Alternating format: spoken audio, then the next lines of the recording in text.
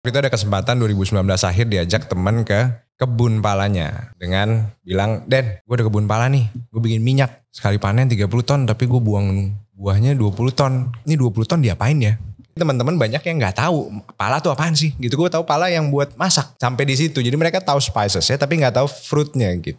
Ada produk kan, lo ada pala, terus bikin sesuatu dari pala itu kita pikir, dan coba deh kita belajar fermentasian atau bikin something dari air menjadi alkohol. Tante-tante gue, my dad, dan nyokap-nyokapnya temen gue. Manado family lah ya. Yeah, which is not to say ya Manado family, karena usually they know how to drink, ya, how to drink. Mereka beli banyak, gue bilang ke Dennis, dan mereka ini tuh gak ngumpul satu sama lain, cuman ibu-ibu yang biasa arisan, gather bareng, udah gak ngasih marjan lah sirup gitu, gak yang manis-manis. Ada something yang bisa diminum siang-siang, beralkohol, tapi kecil, low ABV gitu. Ya, bukan apa, cap tikus. Ya bukan. Siang lagi arisan kesel sih.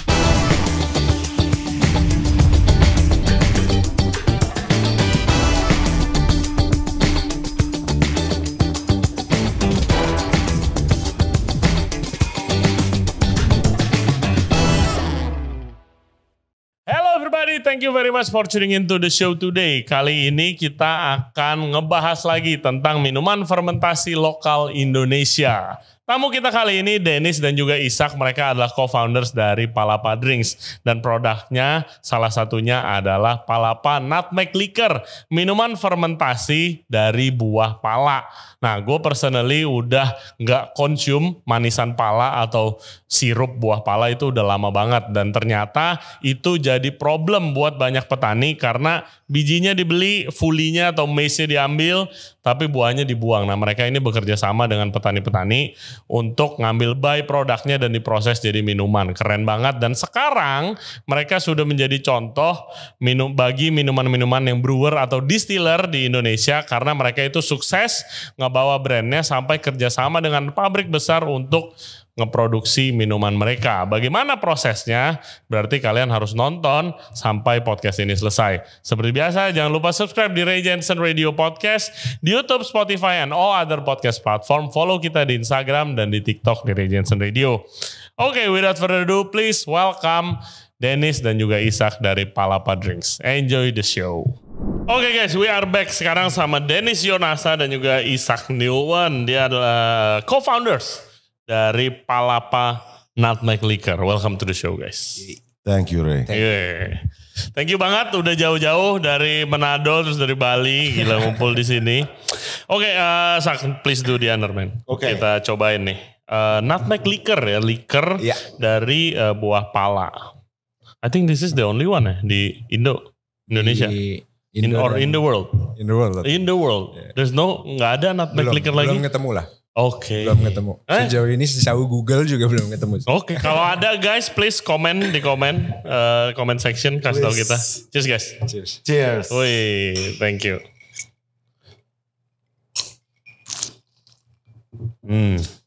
Hey, refreshing. Oke. Palapa kan salah satu dari banyak nih sekarang alkohol lokal yang lagi bermunculan. Ya kan, mulai dari arak dan macam-macam dari berbagai daerah. Bagaimana bisa proses terjadinya ini dari pala? Karena dari semuanya kalian doang yang paling beda pakai pala. Berarti kita mundur kurang lebih ke 2020 ya, iya. 2019, 2020. Idenya. Banyak yang kayak apa?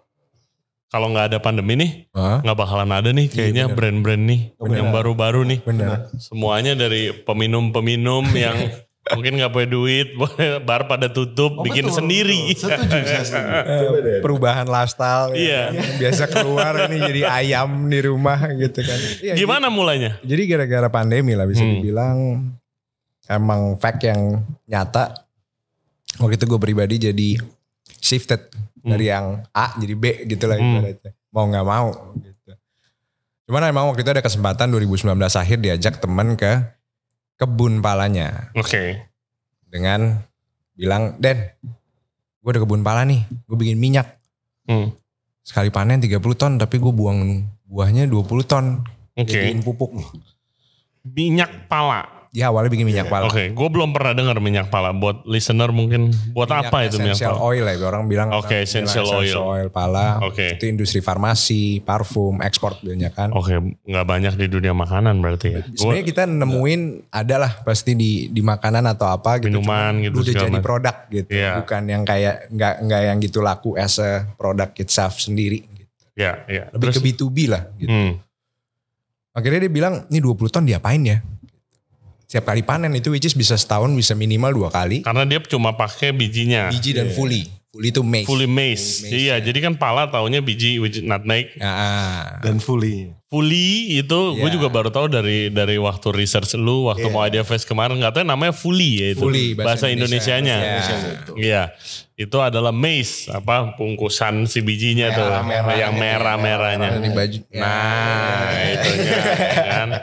Cuma tahu itu buahnya tidak dipakai. Buahnya dipakai manisan pala. Manisan pala gue cuma tahu itu doang. Iya kan. Sirup pala karena kalah sama sirup markisa kayak pamornya. Sebenarnya ada. Sampai sekarang belum pernah nyobain sirup pala. Ada. Jadi ya gitu. Jadi produk-produk oleh-oleh kalau kita datang ke satu daerah, ibaratnya mereka bikin manisan, bikin sirup, bikin jam gitu ada. Gitu. Cuman seberapa banyak generasi kita pada makanin manisan pala sih gitu. Kalau nggak dibawain nyokap gitu, nggak di meja ada, nenek mungkin, gitu. nggak mungkin kita ke Bogor beli manisan pala kan gitu. Jadi nggak tahu. Nggak tahu. Bener. Waktu itu emang bener-bener guanya pribadi juga inget kok rasa manisan pala, tapi emang nggak reguler makan gitu. Tapi teman-teman banyak yang nggak tahu pala tuh apaan sih gitu. Gue tahu pala yang buat masak gitu. Sampai di situ. Jadi mereka tahu spicesnya tapi nggak tahu fruitnya gitu. Rasanya kayak gimana sih pala? Asam sepet nggak enak. Fresh. Kecut. Kecut. Penjelasan yang bisa gue kasih itu. Biarpun sudah matang. Walaupun sudah matang, dia bergetah. Dan kalau misalnya kita jadiin dia liquid, dia tuh bertekstur gitu. Lendir. Sandy. Bukan. Oh, sandy. Apa namanya? Kayak pasir gitu. Starch ya. Starchnya Okay. banyak Yeah. gitu. Starchnya banyak. Jadi minum tuh kayak waktu nyoba, kalau dikunyah makan jadi manisan kan dia agak garing gitu, enak kan. Tapi kalau misalkan diminum, ya bener kayak asamnya bukan asam fruity. Kita suka asam fruity kan. Kalau ini asam earthy gitu. Jadi pala itu mengandung starch juga berarti? Betul. Karena obviously bisa difermentasi. Bisa difermentasi, terus habis itu emang juga secara tekstur dia emang agak berat gitu ya. Bukan liquid yang encer gitu, begitu kita jus. Ya anyway, tapi intinya rasanya unik lah. Jadi lu main ke kebun temen lu. Gue lihat pohonnya. Temen lu cerita buahnya, dagingnya itu gak kepake kebuang. Betul, karena di market tuh kalau gak salah dia bilang waktu itu at the time 5.000 per kilo. Itu juga kembalian ibaratnya. Karena gak banyak yang mau. By products. Dari industri essential oil pala yang which is harganya 1, gitu ya kalau ekspor. $100-an gitu. Jadi timpang banget lah. Gue bawa pulang 10 kilo 2019 akhir. Masukin kulkas, masukin freezer. Maret 2020. Saatnya kita ketok palu jadi ayam di Jakarta apalagi waktu itu kan. Keluarin deh tuh dari freezer. Coba deh bikin wine. Jadi. Kenapa punya ide bikin wine? Nggak ada. Emang udah dream apa gimana? Enggak. Hasil diskusi ruang tamu, pandemi. Ternyata kebetulan gue sama Dennis tuh rumah kita gak terlalu jauh ya. 1 kilo. Jadi gue ngerasa paling safe ya main ke tempat dia ke gue. Ngobrol dan kita harus bikin sesuatu. Ada produk kan, lo ada pala. Kita harus bikin sesuatu untuk kita bertahan nih. Plus kayaknya kita kalau di rumah diem aja kayak gini, nggak ngerjain apa-apa sama sekali. That's the worst part. Nih kita gila nih, ya kan? Jadi ya udah dari pala itu kita pikir dan coba deh kita belajar fermentasian atau bikin something dari air menjadi alkohol untuk konsumsi pribadi kita. Dan syukur-syukur kita seriusin. Ya warga-warga sekitar. Pertama tuh teman-teman. Yang impactnya ternyata wow, gue pede banget jalanin itu terus selama pandemi karena tante-tante gue, my dad dan nyokap-nyokapnya temen gue. Manado family lah ya. Which is not to say ya Manado family karena usually they know how to drink. Mereka beli banyak 2020, gue bilang ke Dennis. Dan mereka ini tuh gak ngumpul satu sama lain, cuman ibu-ibu yang biasa arisan, gather bareng. pengen punya sesuatu aja di kulkas, ya kan? Udah nggak mau ngasih marjan lah Siro, gitu. Nggak yang manis-manis. Ada something yang bisa diminum siang-siang, beralkohol, tapi kecil, low ABV gitu.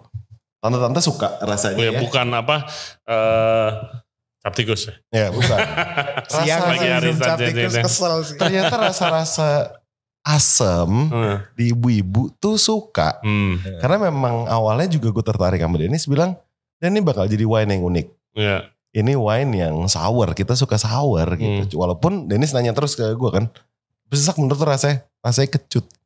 Penjelasan dari lidah gue, palet gue cuma bisa menjelaskan ini asem dan kecut aftertaste-nya. Dan sampai aromatik. Ya. Sampai gue sempat ngomong ke Dennis, dan gue nggak tahu kayak harusnya di semua buah ada sugar, cuman kayak di sini nggak ada. Akhirnya kita kucuk-kucuk satu hari nih kayak, sakitnya ada sugarnya. Iya. 0, sekian. 300 gram per liter. Gue sempat pikir karena rasa liter aslinya ya earthy dan asam. Dan kalau begitu kalau gulanya sedikit susah dong difermentasi buat kita jadi. tambahin gula. Oke. Added sugar. Kita masuk ke fruit wine kan, jadi tekniknya fruit wine kita tambahin gula. Tapi emang waktu itu kebetulan di first batch yang pertama super dry tuh 18% full fermentation, nggak kita port style gitu enggak. Jadi itu. Dan ibaratnya ibu-ibu Manado familiar sebenarnya sama buah pala kan. Jadi mereka begitu di package jadi botol, buat mereka tuh jadi unik banget dan mereka happy untuk sharing waktu itu. Kayak cerita-cerita, karena mereka kebetulan ibu-ibu ini ya paham banget lah, orang Manado sama buah pala kan lekat banget. Gitu. Terus ini juga is refreshing and easy to drink. Betul. Yep. Easy to drink, nggak berat, nggak susah gitu. Ini rasa apa ya? Kayaknya refreshing, seger. Ya, dari awal yang kita pertama keluarin lah, coba-coba trial POC apalah istilahnya, itu yang kita nyadar sih ternyata gue pribadi gue nggak pengen bikin minuman yang terlalu bikin mabuk banget. Karena during that time Netflix kita kerjanya nonton, orang kan pada nonton Netflix sampai habis kayak semua ditonton. Di rumah mau mabuk juga mau ngapain? Mau minum gin 40% mau ngapain? Lu nggak keluar juga, lu mau minum whisky paling lu segelas 2 gelas udahlah, gitu. Nggak mungkin sampai black gitu kan. Betul. Jadi emang nyadar perubahan lifestyle manusianya seperti apa, minumannya menyesuaikan. Ternyata pala during the pandemi cocok banget emang.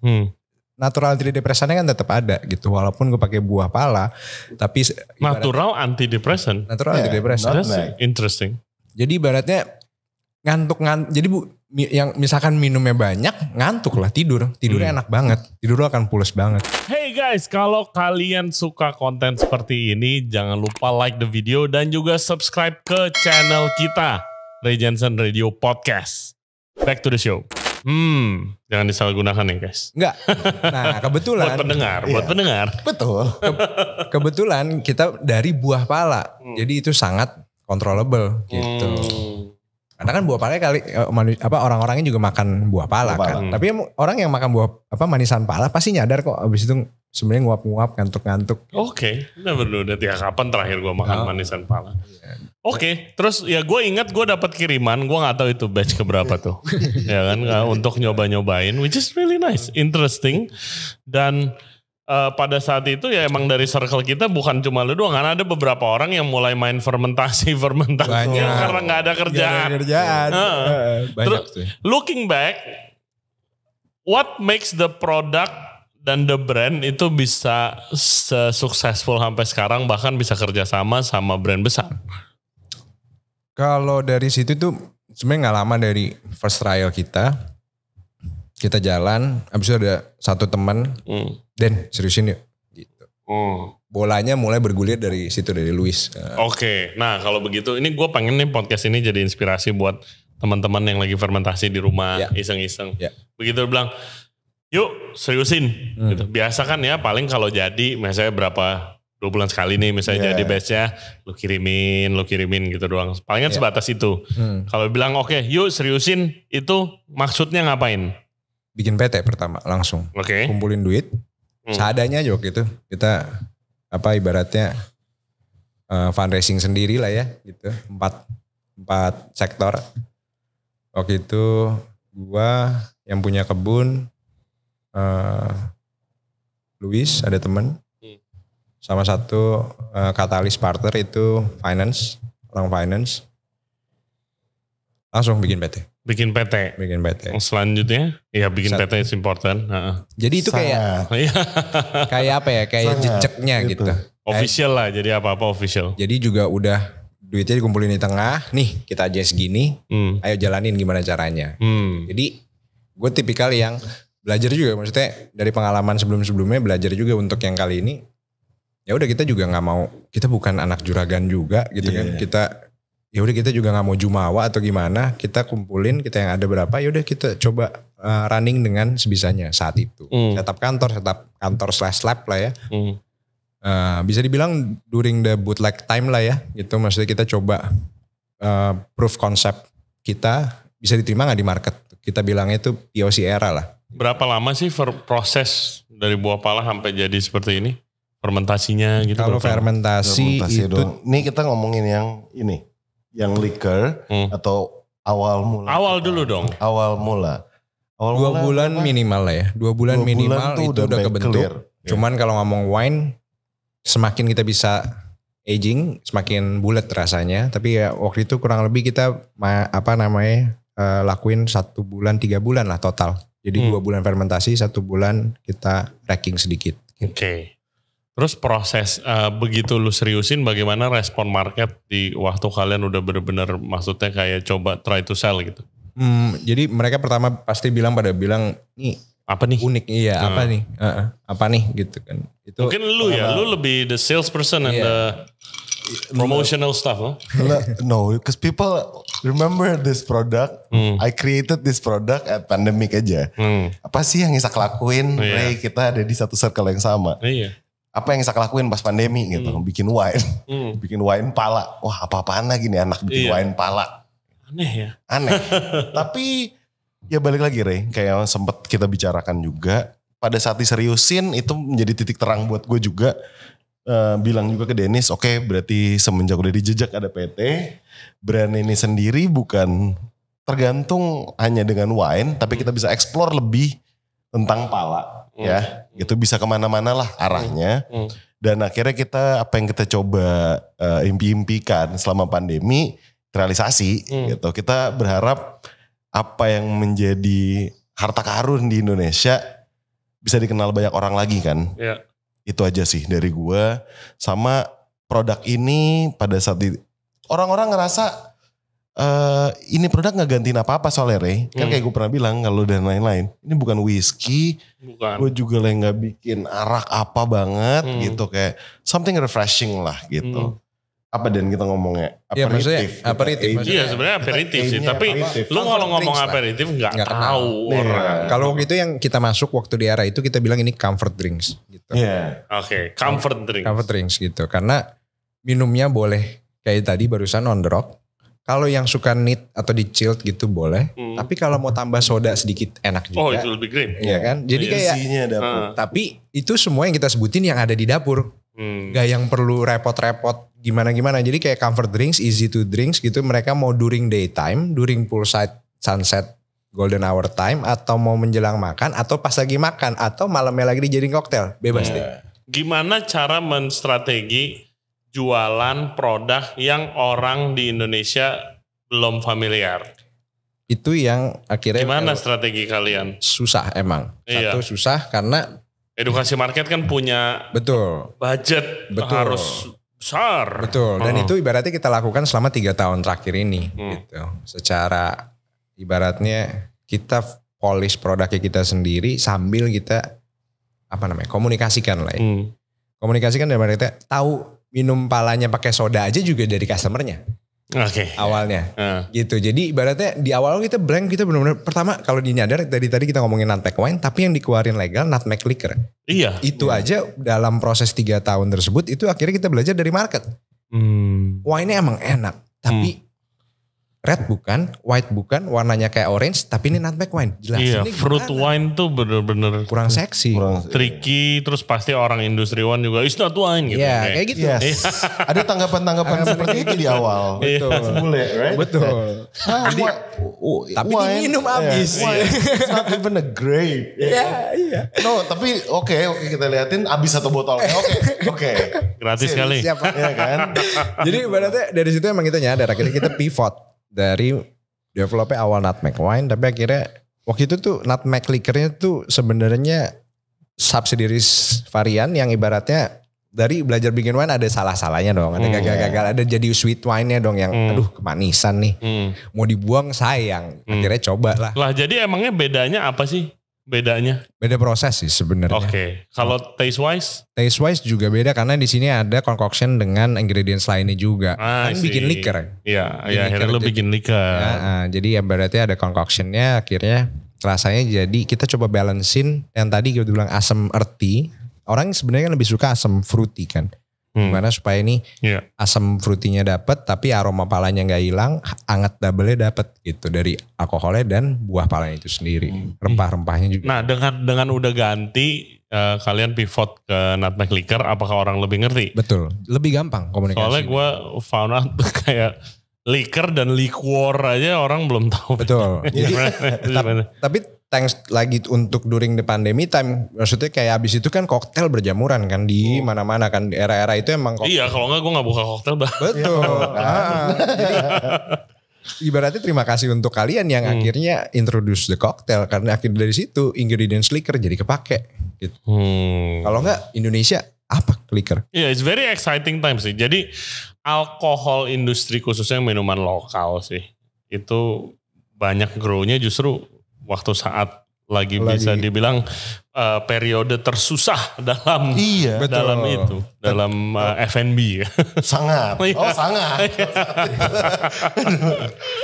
Jadi ibaratnya sebenarnya 2016 2018 lokal-lokal juga udah mulai bagus-bagus, tapi emang pas lagi pandemi itu sih kibat suaranya jadi gaungnya bareng-bareng waktu itu. Iya.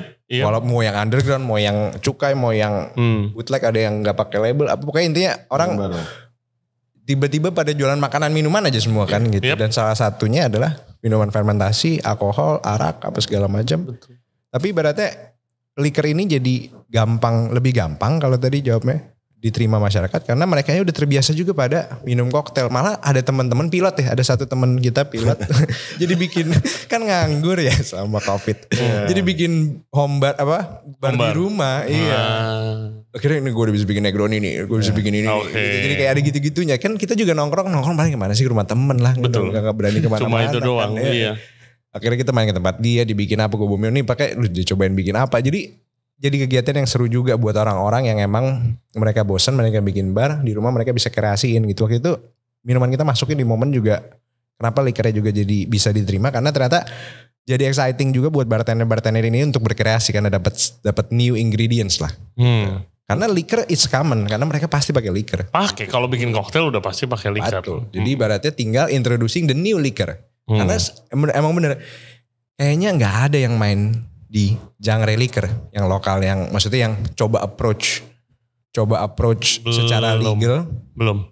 Kayak ibaratnya legal, non legal, bootleg gue gak kepikiran selain kalian ya. A sama C itu berjamur tuh. A kita bilang buat bir, C buat yang spirits tinggi gitu ya. Itu menjamur. Dari grup besar juga semuanya bikinnya selalu itu. Iya.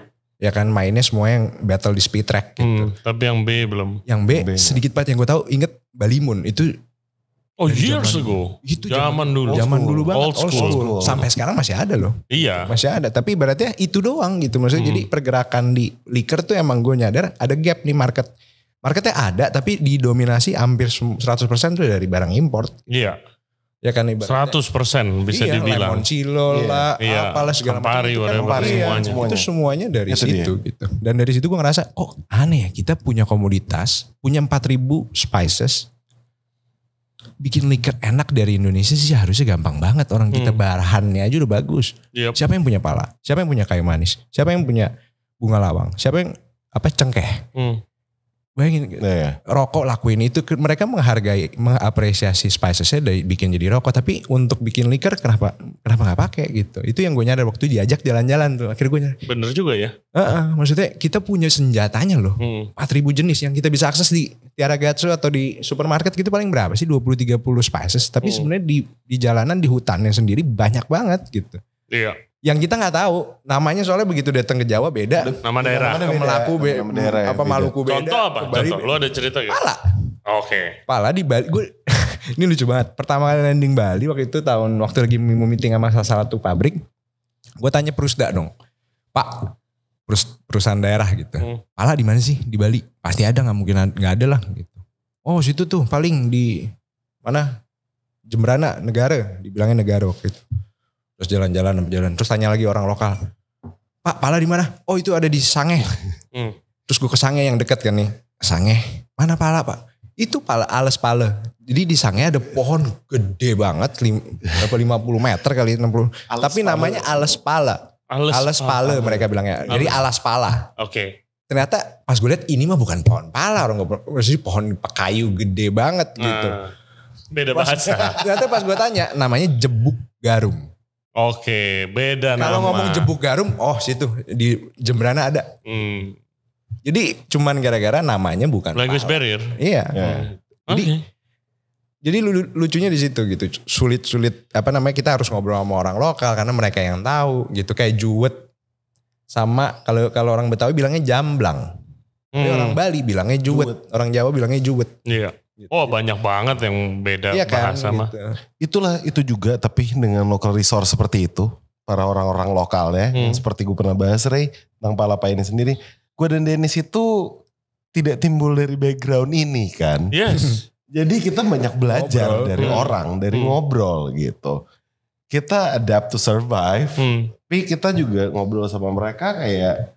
Oke, kita nggak tahu, permisi, jadi boleh diajarin gitu untuk ya seenggaknya untuk ngerasain mah lidah masih bisa lah gitu, nyium baunya bisa, ya kan?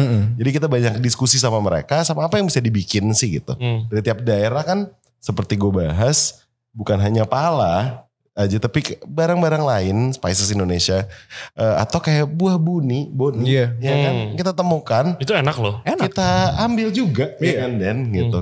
Kita ngobrol lah, mau local resource ini dipakai nggak biasanya buat apa gitu. Sangat sayang soalnya Ray. Itu very unik loh buah buni guys. Kalau yang belum tahu di Bali sih gue tahu. Tapi gue cukup yakin di daerah lain ada. Ada di Jawa, itu endemik. Buah buni. Endemik Jawa. Jadi namanya dia aja Antidesma javani something gitu. Rada black currant kalau gue picture. Wild berries. Iya.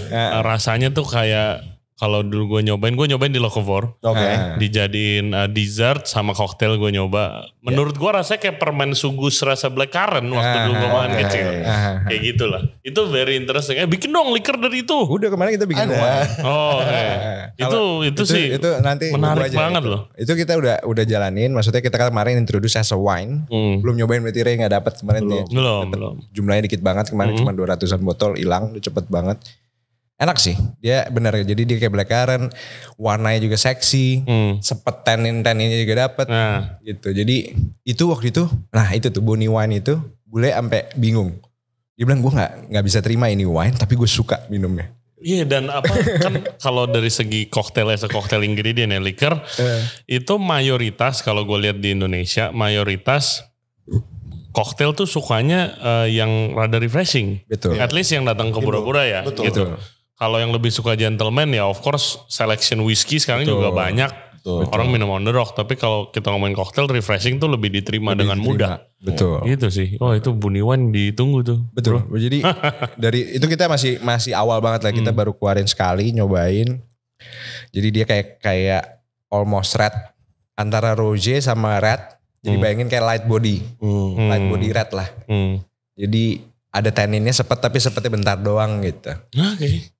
Seru sih, tapi ya itulah. Itu yang kita lakuin. Kita jalan-jalan. Jadi dari awal ke Bogor doang akhirnya jadi mana-mana. Ke Makassar, kita ke PTPN Pala waktu itu. Indonesia punya kebun pala, hutan pala lah itu kita bilangnya. Kurang lebih 400-an hektar. Untuk? Gak tahu, gue datang kayak, ini boleh gak sih tapi ceritain? Cerita aja, gue sambil sama ya. Gak apa-apa ya? Gue nambah ya? Silakan. Jadi bayangin,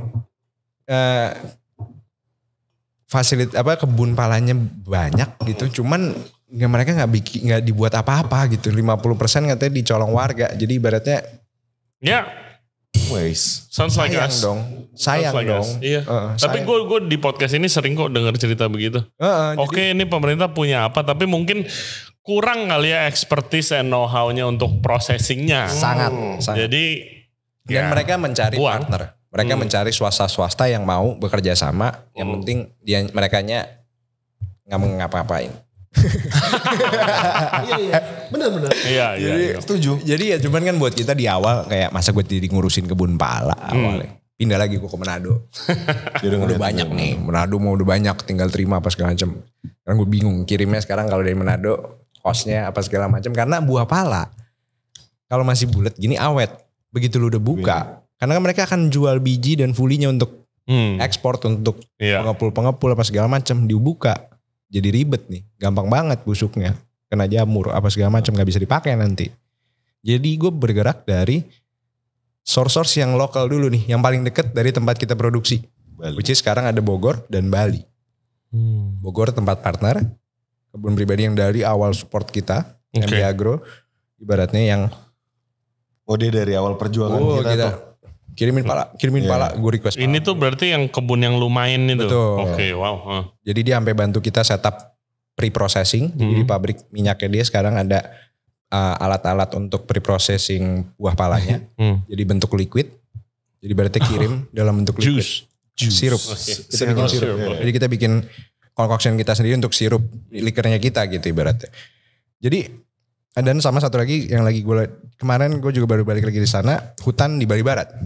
Jadi ada kelompok tani hutan yang jagain hutan tapi juga mengambil hasil hutan bukan kayunya.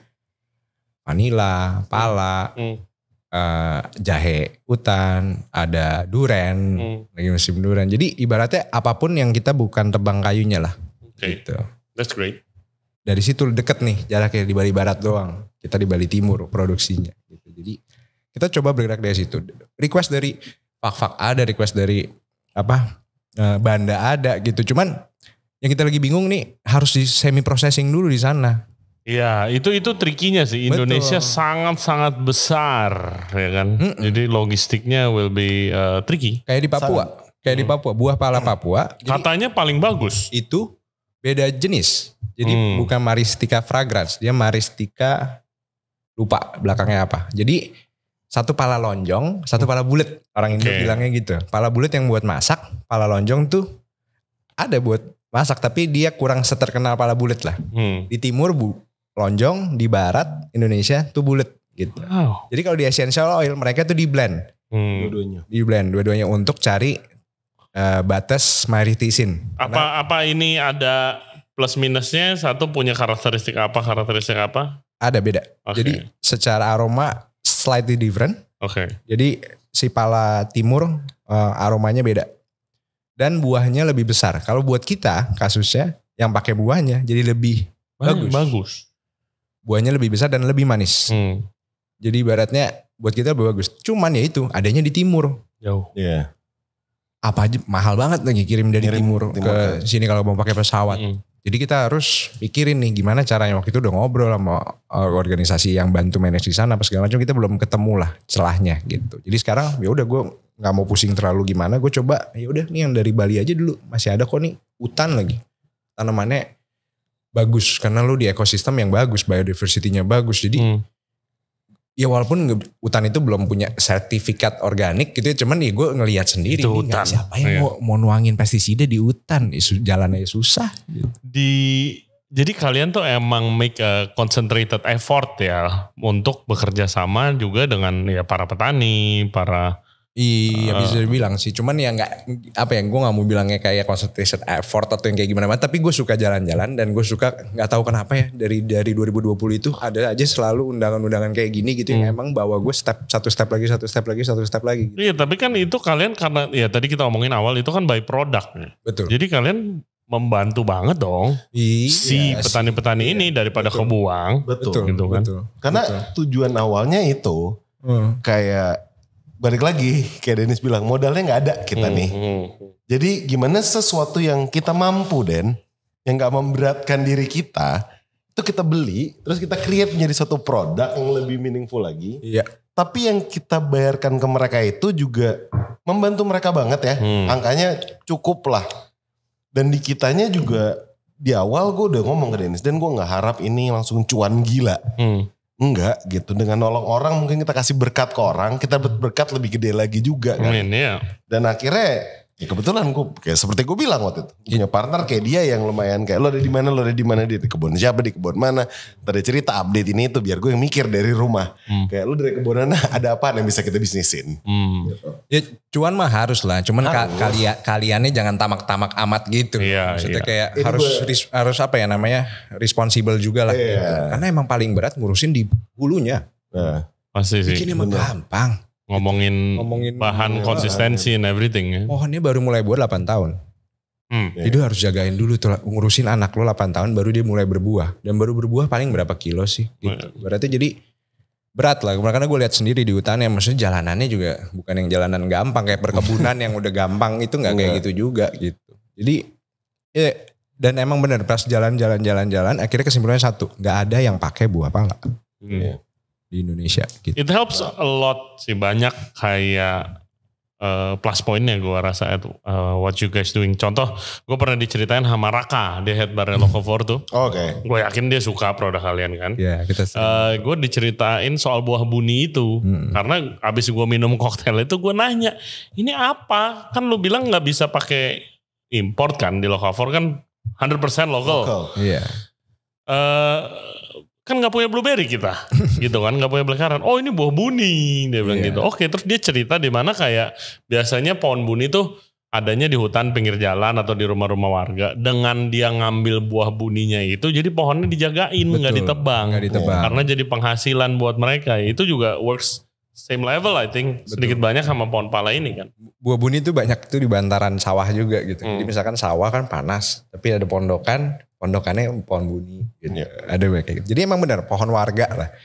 Kita carinya juga sama Raka, kontak-kontakan sama Raka buni udah keluar belum gitu. Maksudnya jadi kalau musim Februari Maret tuh pasti kayak dapat buni gak gitu. Jadi I heard di Bali ada leci juga sampai. Ada leci lokal tuh sebenarnya Banyuwangi lah. Dan buah-buahan yang aneh-aneh keluar buah naga kuning lah apa segala itu sebenarnya Banyuwangi. Jadi gila sih leci lokal gue pengen. Kalau di Bali yang gue nyadar buni itu dipakai mereka kan common buat rujak. Jadi setiap Februari Maret di Bali di pinggiran jalan pasti banyak rujak boni gitu. Apakah plan kalian nextnya mau coba bikin apa wine atau liquor dari buah-buah yang kurang familiar orang-orang nih? Udah apa jadi identiti kalian sekarang? Iya bener. Secara nggak langsung akhirnya jadi kayak gitu ya. Iya jadinya kayak gitu. Semenjak itulah tadi yang diseriusin nih. Jadi ya udah ini not about nutmeg only. Indonesia is full of spices. Ya semua itu deh yang bisa. Jadi, yang orang gak terlalu tahu sama yang kita common juga sama rasanya gitu. Yang emang di pipeline kita ya satu ini kita akan launching di Q1 tahun depan. Nutmeg liquor beres nih, pecah telur pertama. Tapi emang di pipeline berikutnya coconut liquor.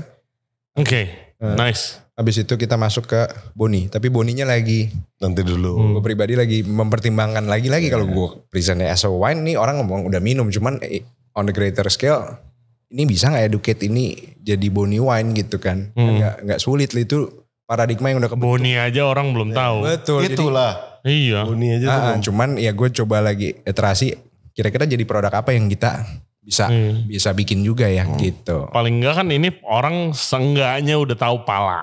Betul. Gitu kan. Kalau boni mungkin lebih ribet lagi. Gitu. Gue dulu pernah nyoba buah ya Aceh sih, buah kawista lu pernah nyoba gak? I think it will be great for this type of drinks. Kawista gue udah nyoba. Maksudnya itunya rasa, lu pernah nyoba? Kawista. Jadi belum. Bahasa Inggrisnya wood apple, guys Google. Keras. Wah bukanya setengah mati, gue banting di tanah biasanya orang pakai cobek gitu dipukulin anak cobeknya. Keras banget tapi buahnya tuh kayak custard tapi berserat. Which is ada di Aceh doang. Di Aceh, gue nyobainnya di Aceh doang sih. Gue nggak tahu di sini ada gak. Tapi rasanya tuh bener-bener khas. Gue nggak nyobain bau dan rasa itu lagi gitu. Biasanya buat rujak di sana. I think it will be great sih. Iya Kawista waktu itu ada yang pernah ngirimin sirupnya. Sirup Kawista dari temen nyokap punya pabrik gitu. Ya unik bener. Ya khas gitu rasanya. Gak ada yang lain. Banyak banget di Indonesia. Banyak banget yang kayak gitu-gitu. Jamblang, juwet. Apa yang tadi? Jamblang. Asem. Tapi itu kan ada. Jadi kalau asem malah seru kan. Kalau bikin manis gampang. Kalau juwet tuh apa? Juwet tuh jamblang. Oh juwet tuh jamblang. Bahasa bedanya. Iya. Juwet. Terus ada lagi kok buah menteng lah buah. Iya. Yang gue lagi. Menteng Kemang ternyata nama buah guys. Bukan nama jalan. Ada satu yang gue suka banget waktu itu gue ketemu juga di Carita. lagi iseng tuh. Iya apa dan itu ya? Jeruk kingkit. Iya itu apa ya? Itu aneh apa? banget tuh. Lah. Jeruk kingkit. Jeruk kingkit kumquat kan? Kumquat ya? Kayak Yang kumquat kayak berry. sih? Yang kayak bentuknya rada panjang, perasanya asam sama pahit. Enggak, bukan. Oh Beda bukan. lagi nih. Ini Jadi beda lagi nih. Ini aneh lagi juga nih. Ini berry, pohonnya ya bushes gitu.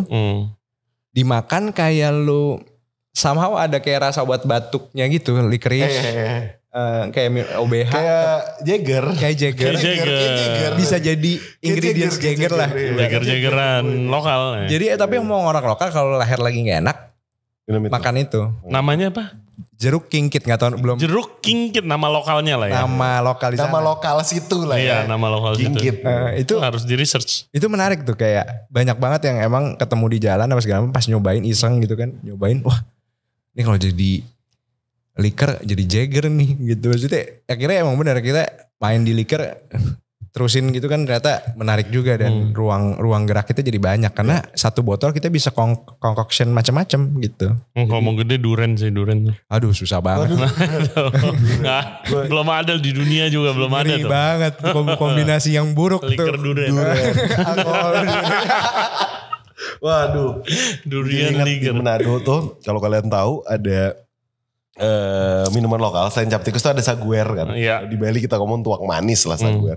Orang-orang di sana tuh yang opa-opa itu tuh kalau minum saguer gitu, kan tuh manis banget ya. Mereka pakai durian. Oh. Taruh bak gitu. Jadi apa? Dicocol di. Enggak nih gelas saguer, cemplungin durian. Wow. Jadi dia minum seakan-akan itu kayak sop buah. Oke. Anjir. Gue disuruh coba, gue nggak berani. Kenceng takutnya leher gue. Iya. Wah. Dan nih opa-opa kayak nambah lagi saguernya sama durian. Gue kayak oke. Wow. Nah, Yang menarik unik juga. Iya, durian gue gak berani sih. Durian gak berani. Kalau dicampur saguer ya. Maksudnya jadi alkohol kayak lu ngeri banget men. Yeah. Dan dia mereka dimakan etis juga udah enak banget. Jadi kayak jangan deh, biarin lah. Tapi madu nangka gue tertarik. Nangka bulat. Nangka ya. Pantatnya ini terus biarin madunya netes. What? Getah-getahnya itu. Iya. Itu yang kita pakai buat jadi sesuatu itu enak tuh. Madu nangka. Iya, kalau gue gak tahu sih nama benernya apa. Iya, tapi intinya tapi titisan. Getah bawahnya nangka. Gitu. Wow. Itu manis, enak, wangi. Tapi ya kita gak perlu repot-repot ngejusin nangkanya gitu. Menarik juga tuh. Kalau udah dipotong, buahnya kenapa-napa gak? Gantung, ya abis itu kan dimakan. Oh enggak, maksudnya buahnya rusak gak kalau lu ambil airnya itu? Enggak. Karena nangka is my favorite fruit. Iya, enggak. Nangka kan tetap jadi nangka. Ini kan ibaratnya dari pinggir-pinggir Oke, nangkanya. menarik. Men, pasti seru banget ya kerja di Palapa ya. Research ya. Hah? Ya kita mencoba gimana ya, nggak mau emang nggak rasa kerja sih, maksudnya emang kita. Cuan nggak cuan yang penting seru dulu gitu loh. Iya, Maksudnya kerjanya seru gitu loh. Lu ngiter keliling. Nyari cuannya jadi nggak enak kan, terbeban gitu. Tapi kalau kebetulan emang gue bagian production, emang yang gue lakuin emang gue suka kan. Gue suka jalan-jalan, gue suka explore ingredients, gue suka ngobrol sama orang lokal apa segala macam. Jadi kayak apa yang gue coba gimana ya, kayak jadiin itu bawa pulang, bawa oleh-oleh lah ke kantor gitu. Ini ada ini nih, ini ada ini. Gitu. Nah kalau di production lu apa Sak?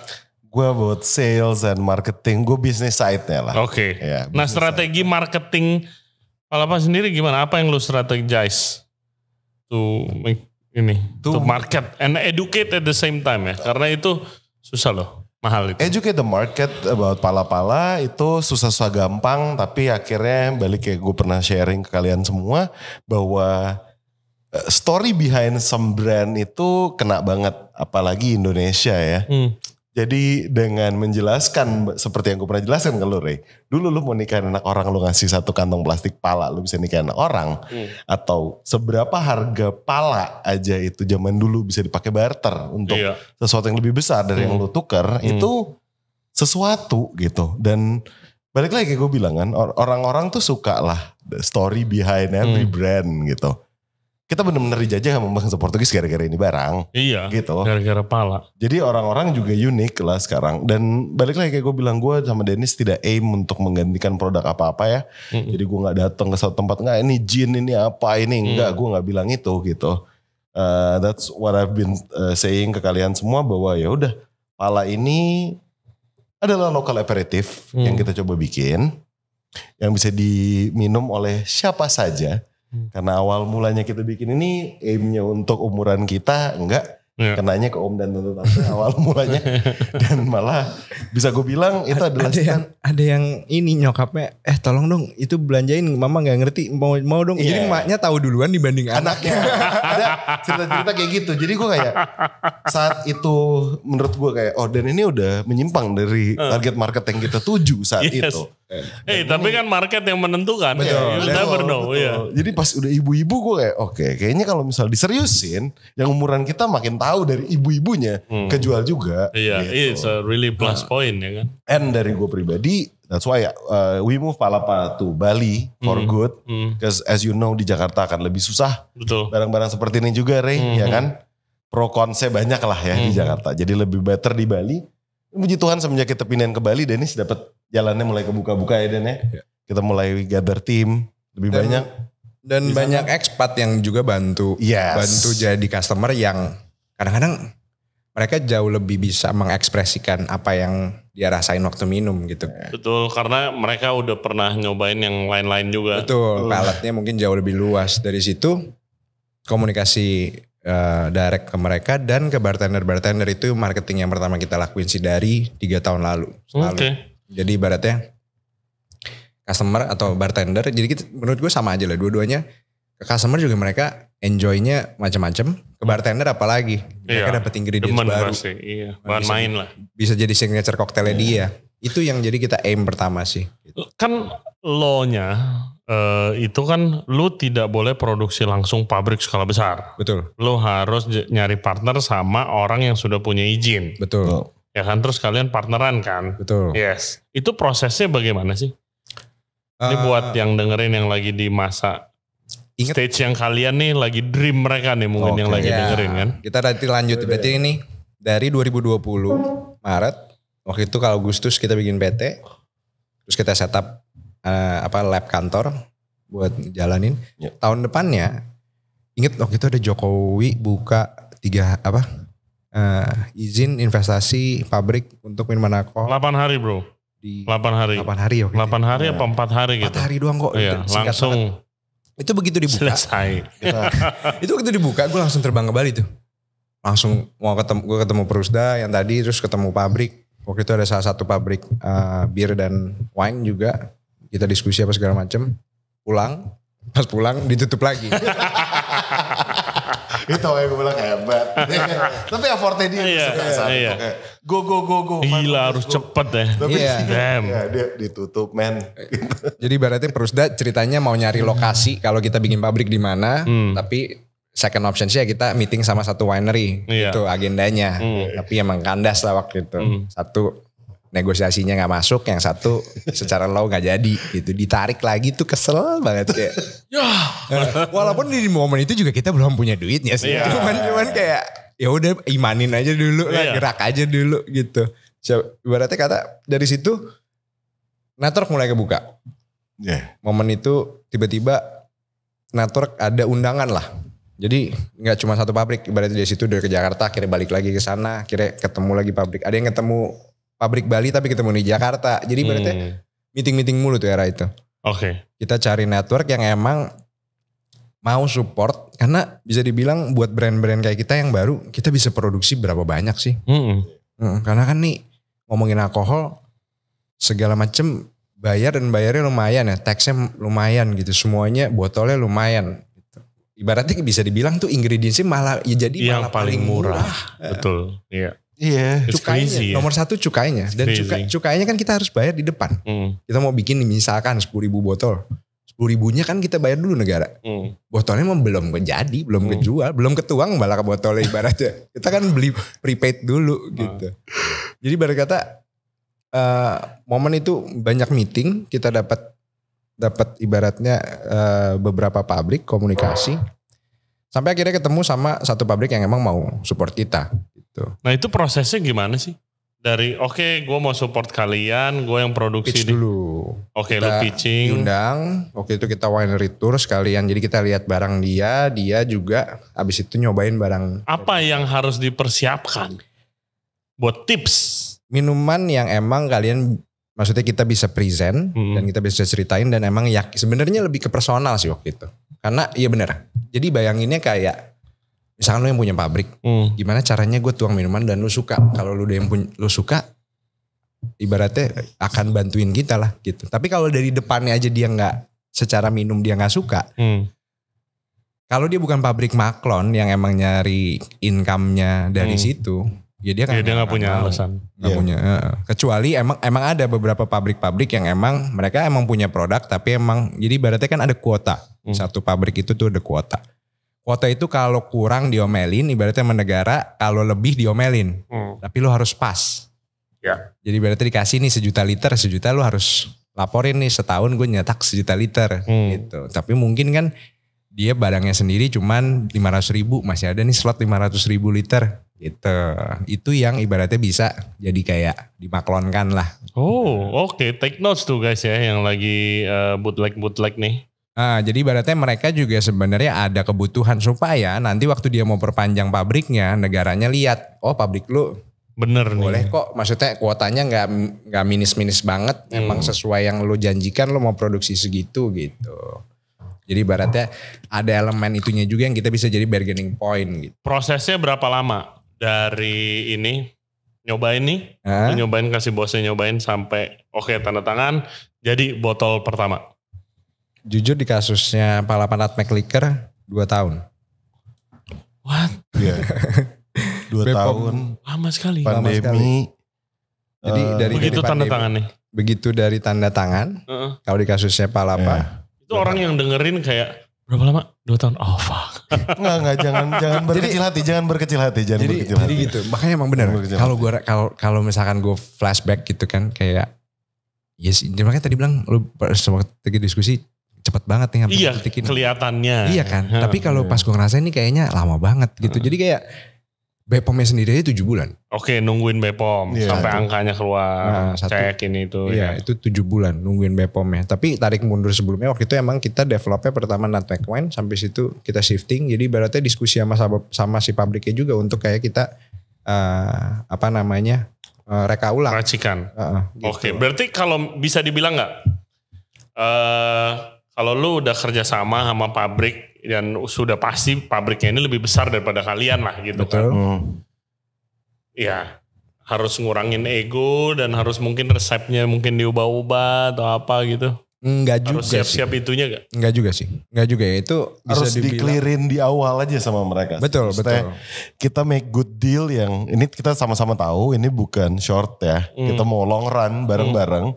Jadi kita sama-sama partneran kayak gini kan, Rejo itu partneran kan. Yes. Ini bukan project lah, ini jadi produk yang emang long lasting gitu. Long lasting jadi ya sama-sama harus saling open tentang ini gitu. Jadi tetap ada maksudnya kayak hak-hak brand tersebut, formula tersebut di tangan kita. Kita punya backup lawyer, itu juga penting untuk yang mau backup lawyer kayak gimana tuh? Karena gue pribadi bukan orang hukum, jadi tapi segala macam kalau kita dealing sama pabrik B2B pasti pakai paper, pakai kontrak, pakai apa.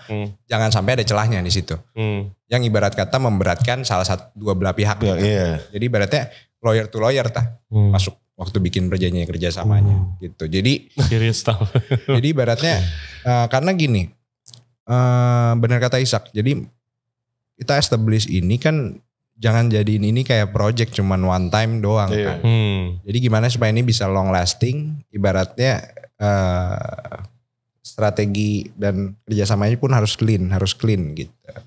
Oke. Jadi akan kenapa jadi lama? Kalau jadi lamanya tuh, ya lama cepet tuh lumayan relatif jadinya kalau gue bilang ya, gitu. Karena buat sampai titik ini 3 tahun dibilang lama ya iya, tapi dibilang cepet juga. Karena main alkohol, kita bukan industri yang kita mau selesaiin 3 tahun habis itu selesai. Enggak, kalau main alkohol 3 tahun tuh belum lahir.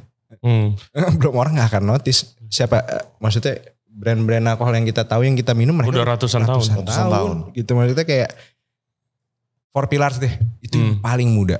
Tapi dia juga buat nyampe di titik lu bisa parah sama Hendrix gitu, dia di 15 tahun 10 tahun lebih kali ya. Itu udah muda banget loh itu. Iya. Tapi mereka punya dedikasi yang kuat dan brandnya bagus gitu. Jadi iya emang main game panjang. Jadi mau gak mau, kalau yang mau ikutan mau terjun gitu ya. Siap-siap sabar. Siap sabar. Mentalnya satu sabar, harus kuat. harus tekun. Yang penting tim intinya solid. Kalau ada masalah diomongin. Nah itu dia tuh. Harus saling terbuka banget. Betul. Betul. Karena balik lagi Ray, jalanin 3 tahun ini sama Palapa, gue sama Dennis kan gak dari latar belakang hukum. Kita juga Gak lagi latar belakang hukum, latar belakang FNB. Semuanya enggak. Bener enggak. Jadi jalan. Alkohol enggak juga. Alkohol enggak. Penikmat. Memang ya penikmat. Dan memang gue ngomong ke Dennis dan budget kita tuh gak banyak. Kalau ini memang kita seriusin mau kita long runin gitu jangka panjang ya. Ya kitanya permisi-permisi nih. Jadi kita harus tahu stepnya dari hulu ke hilir awal ya. Ya dan secara legal semuanya perintilan apa aja sih, apa yang bikin telat. Ini caranya cara bener-bener nih Ray, gak pakai main orang dalam gitu intinya. Jadi udah kita permisi ya kan dan kita mau tahu nih, gue gak mau kelibat masalah yang parah gitu. Dan ya udah Nanya mulu. Ya nanya mulu sama orang gitu. Kita nanya kayak gue bilang gue belajar banyak dari orang yang lebih tahu ini dan ya gue serap sebagian yang baik dari dia gitu-gitu loh. Terus kita diskusikan lagi. Cuman yang bisa gue rangkum gitu kan, kalau emang buat sharing ke teman-teman gitu ya, produk tuh bagus tuh wajib.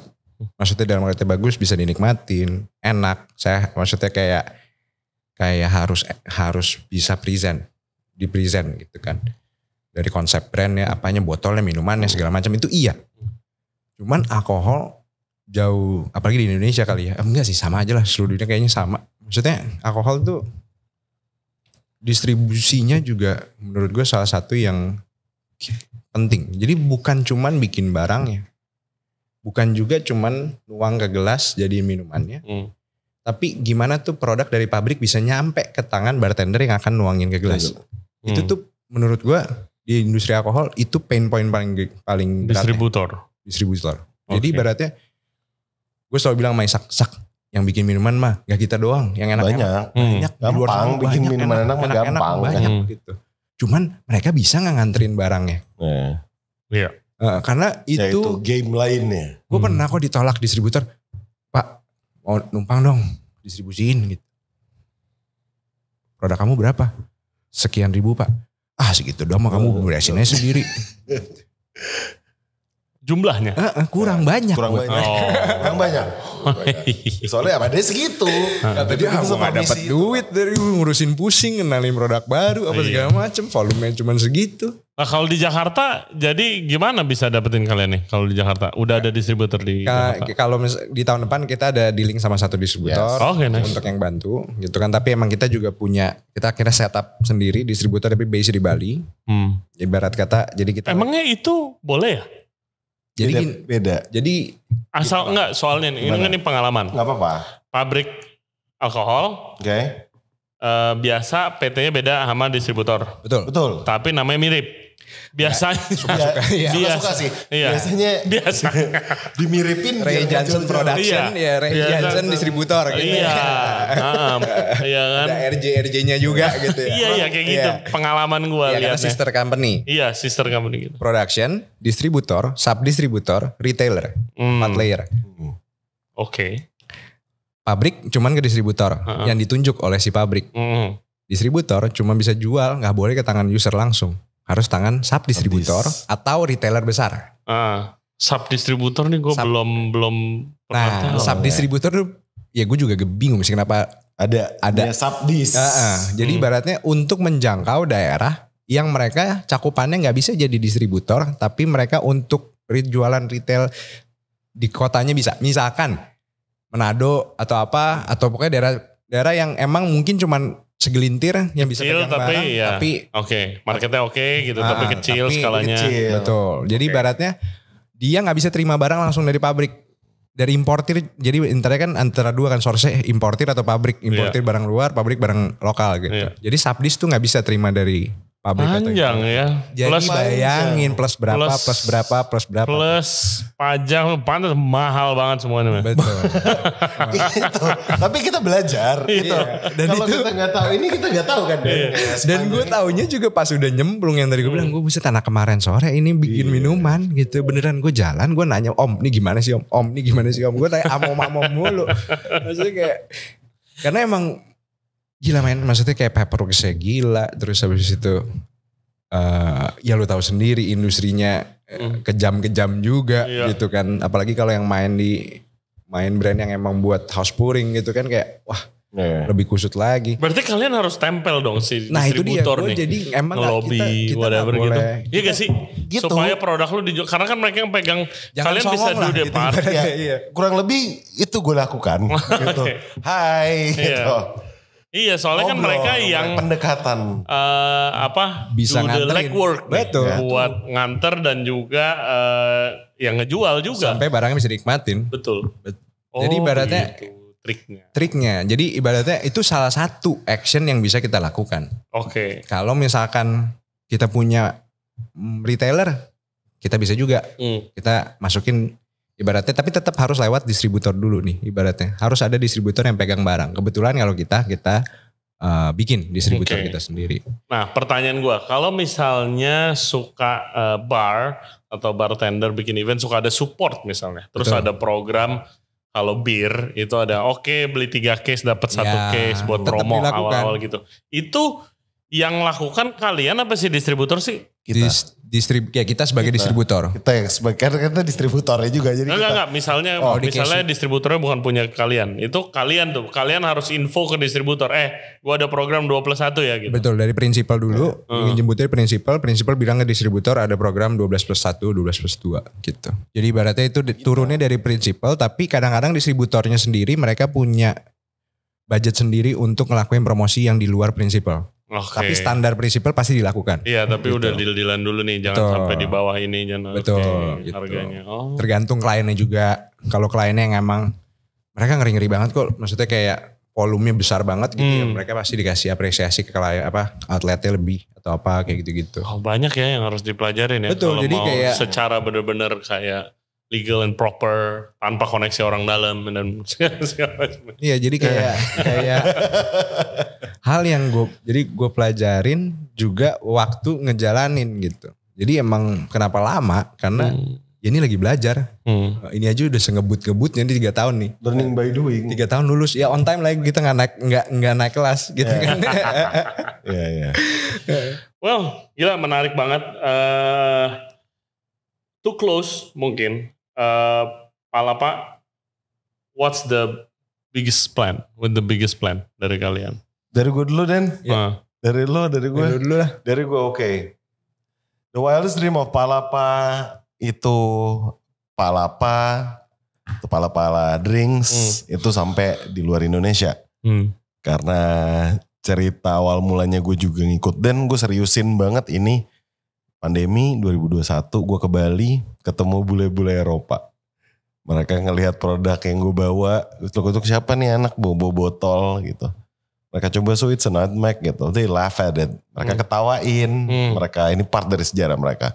Dan aim gue adalah dulu kalian di Eropa datang ke negara kita ambil ini barang. Iya. Belum jadi air. Harapan terbesar dari Palapa sendiri adalah ya barang ini sekarang balik udah jadi air. Iya. Kalian mabuk gue minum ini. Itu cita-cita gue banget. Yes. Pokoknya gue bilang Dan gue gak akan berhenti sama Palapa. Walaupun sepelan apapun kita permisi dan punten-punten ke orang-orang. Kalau ini barang gak nyampe di sana Dan. Karena aim gue dari awal bikin gini Andre. Gue udah bilang Dennis, Dan gue gak mau cuman keren-kerenan doang. Punya produk. Gue tahu, gue suka ceritanya. I like the story behind it. I believe in it. Pesan gue untuk semua yang nonton sih. Ngerjain semuanya asal lu pakai hati. Jadi barang tuh. Setuju. Sama nyemplung. Sama nyemplung udah. Jangan, Kalau gak lu coba Run ya, you run. Jangan setengah keren-kerenan doang ya. jangan kalau kalau nggak pakai hati, awas tuh bahaya tuh. Kalau Iya. udah pakai hati, terus udah tahu cita-cita yang mau dibawa kemana nih, walaupun pelan, pasti jadi. Yes. Itu dari gua, Setuju. ya kan? Setuju Coba, banget. Dennis, kira-kira untuk kita. Setuju banget. Harus punya orang di company kayak lu cuy yang ngiter-ngiter dan research. Iya nggak boleh setengah kaki sih. Kalau emang mau running gitu ya. Maksudnya namanya juga running. Kalau setengah kaki mah apa namanya? Jadi kalau gue ngimpinya apa ya? Gue mau jadi house brand sih.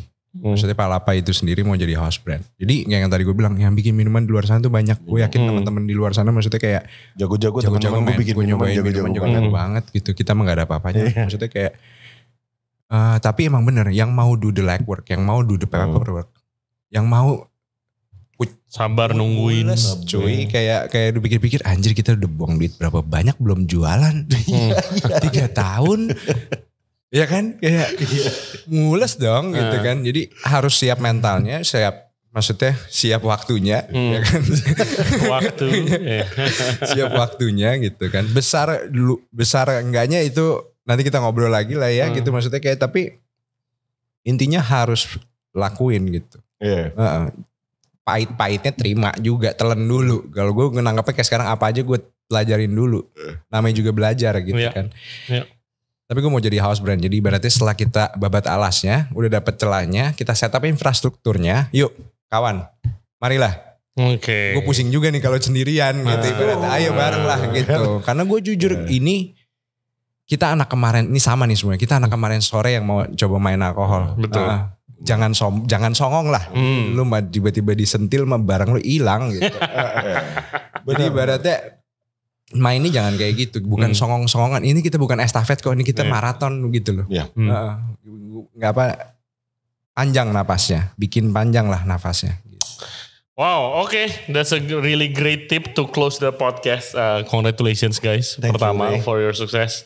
Thank you so much for your time. Ini banyak banget tipsnya buat yang lagi denger ini. Karena ya kita akhir-akhir ini nggak direncanain sih, tapi podcast kita lagi nge-explore itu gitu kan. Terus kemarin kalian tahu itu gak sih yang penulis buku budaya minum di Indonesia? Gue tonton dia. Iya, I mean really interesting guy. Dia sangat berapi-api. I think you guys should meet him. Maybe bisa ada proyek apa kali, keren banget orangnya. Shout out to Mr. Raymond. Bukunya keren dan kalau mimpinya ke luar negeri, I think it's very achievable sih. Karena pertama nggak ada lagi yang bikin ini kan. Terus habis itu drinks is good. Zaman dulu aja ya. Mereka sampai ke sini loh buat si pala ini gitu, si rempah kita, which is sampai sekarang masih ada namanya Batavia Arak ya di Belanda, kan masih ada sampai sekarang. Berarti itu bukti kalau marketnya ada dong. Ada. Kalau enggak dari zaman dulu kok dia masih bisa bertahan, right? Betul. Dan bocoran sedikit emang kita sebenarnya udah lakuin tour itu di tahun lalu, gitu kan. Kayak kita ke US, kita ke New York, ke Belanda, sama ke Australia untuk POC trial. Ada partner kita agak gila, mereka gila dia bisa bawa botol banyak banget. Gue bingung gimana caranya, kayak 20 botol. Dia keliling tiga tempat dan mereka amazed. Mereka sangat kayak kaget gitu. Maksudnya kayak karena emang mereka tahu nutmeg, tapi nggak tahu kalau ada nutmeg fruit. Iya, pastilah. Jadi begitu disajiin seperti ini yang benar kata di Belanda, apalagi yang kafe tema Indonesia kan berjamuran kan di sana. Dan mereka cuman satu New Yorker waktu itu bilang waktu nutmeg liquor kita di 17%, ini kurang mabok dikit lagi nih. Oke, sukses selalu buat Palapa. Thank you Pak. And please kalau misalnya produk-produknya tuh Buni Wine kirimin ke gue mau nyoba. Pasti Ray. Pasti. Oke, guys, thank you banget ya buat yang udah nonton dan dengerin podcast kita kali ini. Cobain Palapa buat yang belum pernah nyobain. Di Instagramnya di mana? @palapadrinks. @palapadrinks. @palapadrinks. Follow Instagramnya mereka berdua kalau mau diskusi mungkin tips dan trik untuk to find your way in kayak alkohol industry nih. Di Instagram lo apa bro? Concrete Jungle Mong. Ya. Instagram lo apa Dan? Yonasa. Oke, jangan lupa subscribe di Ray Jensen Radio, YouTube, Spotify, all podcast platform kita ada. Follow Instagram kita dan juga TikTok di Ray Jensen Radio. Drink more Indonesian local liquor. Support local. Yeah, see you next time. Bye-bye.